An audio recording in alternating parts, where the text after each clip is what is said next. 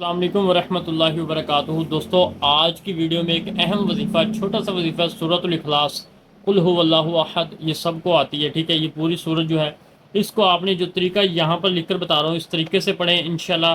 جن کے پاس روزگار نہیں ہے ان کو حلال کا نیک روزگار ملے گا، کمائی میں بھی برکت ہوگی، اور انشاءاللہ اس کا آپ کو بہت سے فائدے دیکھنے کو ملیں گے، ٹھیک ہے۔ اگر رزق میں برکت اور آسانی پیدا ہوتی ہے جو یہ وظیفہ کرتے ہیں، ٹھیک ہے، حلال کمائی میں انشاءاللہ آپ کی اضافہ ہوگا، اللہ کے رسول کی محبت اور شفاعت حاصل ہوگی، دل کو بھی سکون ملے گا، کیونکہ حلال کی کمائی ہوتی ہے تو ظاہر اس بات ہے دل کو سکون ملتا ہے۔ تو کون سا وظیفہ ہے، کس طریقے سے کرنا ہے، آپ کو یہاں پر کتنی مرتبہ نے سورہ اخلاص کو پڑھنا ہے، میں آپ کو بتا دیتا ہوں۔ سب سے پہلے تو یاد رکھیں کہ آپ نے 100 مرتبہ شروع میں درود شریف،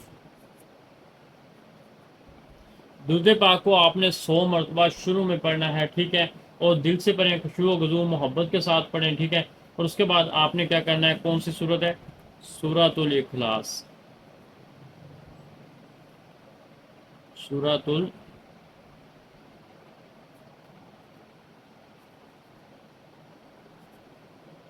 سورہ اخلاص آپ نے پڑھنی ہے۔ یہ آپ نے یعنی قل هو اللہ احد اللہ الصمد لم یلد ولم یولد ولم یکن لہ کفوا احد، یہ صورت آپ نے کتنی مرتبہ، 100 مرتبہ درود پاک پڑھنا ہے۔ یہ صورت آپ نے پڑھنی ہے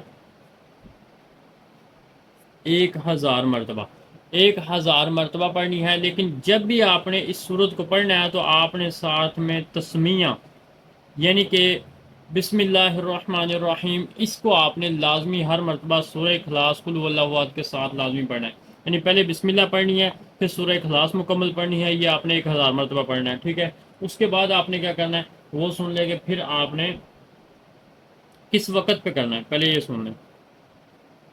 وقت اس میں جس وقت آپ آسانی سے کر سکتے ہیں، کوئی خاص وقت نہیں ہے، آپ جس وقت پاک صاف ہو کر اچھے طریقے سے دل جمی کے ساتھ کہہ لیں گے پوری توجہ کے ساتھ کر سکتے ہیں، اس وقت پہ آپ کریں، دن میں کر لیں، رات میں کر لیں، جس وقت کر لیں، کوئی آپ کو مسئلہ نہیں ہے اس میں، ٹھیک ہے۔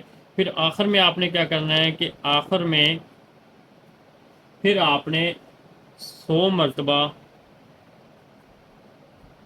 درود شریف یعنی درود پاک کو لازمی پڑھنا ہے، کوئی بھی درود پاک ہے اس کو آپ پڑھ سکتے ہیں، یہ آپ نے لازمی کرنا ہے۔ اس سے کہہ لیں کہ آپ بہت اچھے طریقے سے درود پاک پڑھیں گے تو انشاءاللہ آپ کی دعا جلدی قبول ہوگی، ٹھیک ہے۔